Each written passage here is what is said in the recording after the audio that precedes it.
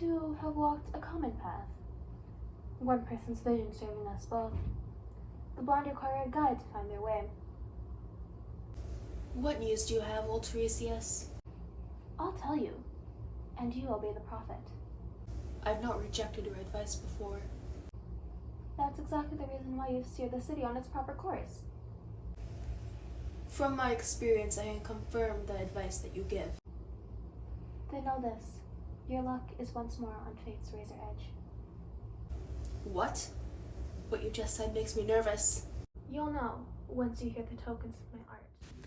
As I was sitting in my ancient place receiving omens from the flights of birds, who all came there where I can hear them, I know among these birds an unknown cry, evil, unintelligible, angry, screaming. I knew that they were tearing at each other with murderous claws. The noisy wings revealed that all too well. I was afraid. So right away, up on the blazing altar, I set up burnt offerings. But Hephaestus failed to shine out from the sacrifice. Dark slime poured out onto the embers, oozing from the thighs which smoked and spat. Bile was sprayed high up into the air, and the melting thighs lost all the fat which they had been wrapped in. The rites had failed. There was no prophecy revealed in them. I learned that from this boy who is my guide, as I guide other men. Our state is sick. Your policies have done this. In the city, our altars and our hearts have been defiled, all of them, with rotting flesh brought there by birds and dogs from Oedipus' son, who lies there miserably dead. The gods will no longer accept our sacrifice. Our prayers, our thigh bones burned in fire. No birds will shriek out a clear sign to us, for they have gorged themselves on fat and blood from a man who is dead. Consider this, my son. All men make mistakes, that's not uncommon. But when they do, they're no longer foolish or subject to bad luck if they try to fix the evil into which they've fallen, once they give up their intransigence. Men who put their stubbornness on show invite accusations of stupidity. Make concessions to the dead. Don't stab a man who has just been killed. What's the glory in killing a dead person one more time? I've been concerned for you. It's good advice.